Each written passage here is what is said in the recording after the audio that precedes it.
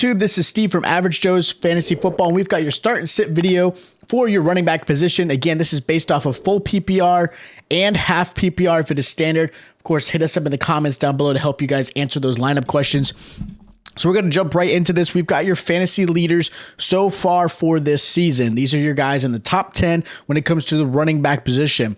There obviously are some, I would say, shockers. There's some players that you probably draft super high that aren't even on this list, like a Jonathan Taylor or Najee Harris. So it's a little different this year than we normally would say. But again, this is quarter of the season in. But these are your top 10 fantasy running backs right now.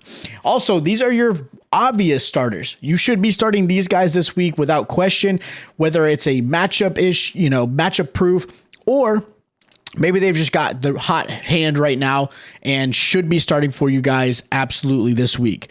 Now, as far as my first running back I recommend as a good start, it's going to be James Robinson. Now, he did kind of have a dud last week with only 29 yards, but they're going against the Texans, who are allowing the league most running back points with 32.8 and the most yards to the running back at 140 rushing yards. A lot of that has to do with the fact that most teams are up on Houston and they're just running the ball the rest of the way, which is why Houston's pass defense looks pretty good, which is why I think James Robinson's going to have a really good game.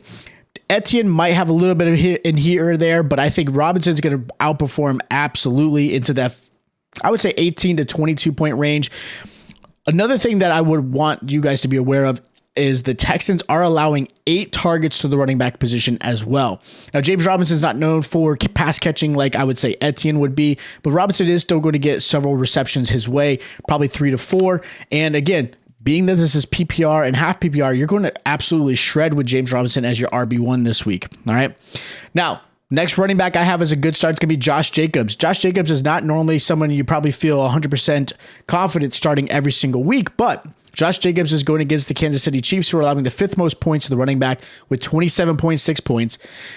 They have held running backs under 60 yards, which is a big deal, but they're allowing 10 receptions per game. So this is where I think Jacobs can kind of stand out. He's going to get those receptions. He's obviously going to get rushing yards. He had 144 last week with 2 touchdowns, and he did have 5 receptions, which is, again, where he's going to benefit in this matchup against Kansas City because they probably will be playing behind. So I like his matchup this week.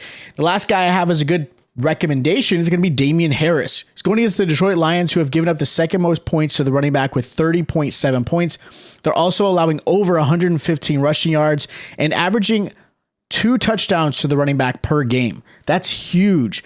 So Damian Harris is typically the goal line back. Ramondre is usually your PPR guy, but I think it's going to be a game where they could possibly utilize him in that run red zone option. But I will say this, I'll give credit to Ramondre. This is a high powerful offense. It's the leading scoring offense in Detroit. So Ramondre may play a big role in this as well as far as receptions go. But I do like Damian Harris as well. Now, as far as your first sit goes, I have Najee Harris and it's hard to say at this point because you probably draft him in the first round, early second, but Najee is underperforming drastically. Plus, he's going against the Bills. The Bills are only allowing 19.3 points to the running back, which is 9th in the NFL. They're keeping running backs under 60 rushing yards and under 4 receptions to the running back as well.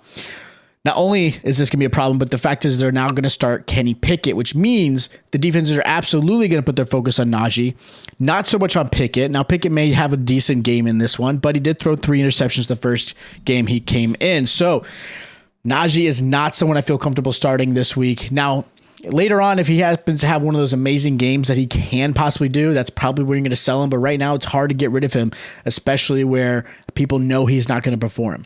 Another running back I have as a good sit is going to be Ezekiel Elliott. Going against the Rams allowed the fewest points to the running back with 13.9 points. They're also keeping running backs under 75 rushing yards and under 3 receptions per game.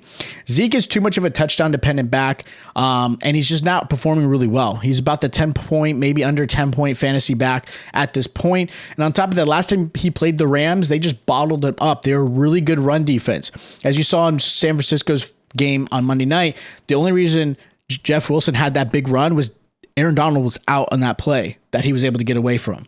So if you look at that defense, if it wasn't for that, Jeff Wilson would have underperformed drastically. So again, Zeke is not somebody I'm feeling comfortable with.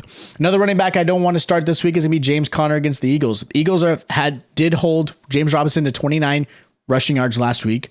Eagles also holding running backs under 78 rushing yards. And again, like Zeke, Connor's too much of a touchdown dependent back. They're also utilizing Eno Benjamin a little bit more. He's taking some of the snap counts away from James Conner. Maybe it's a health issue that they're still obviously not feeling 100% with him, but he's not somebody I'm feeling comfortable starting this week, so I'm sitting him as well. Now, as far as my sleepers go, my first running back I have as a good sleeper is Dameon Pierce. At a certain point, he's not going to be a sleeper. He's going to be a starting running back every single week. He's going against the Jags, who are allowing under 80 yards rushing, but they're allowing 25.6 points, and a lot of that has to do with the fact they're allowing 1 touchdown to the run every single week, and they're allowing 7 receptions to the running back as well.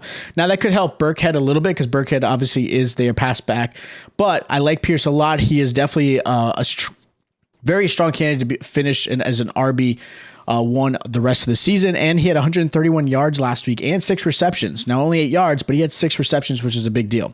Another running back I have as a good sleeper is going to be David Montgomery. If he is healthy and he is playing, he's going against the Vikings, who are allowing 26 points to the running back.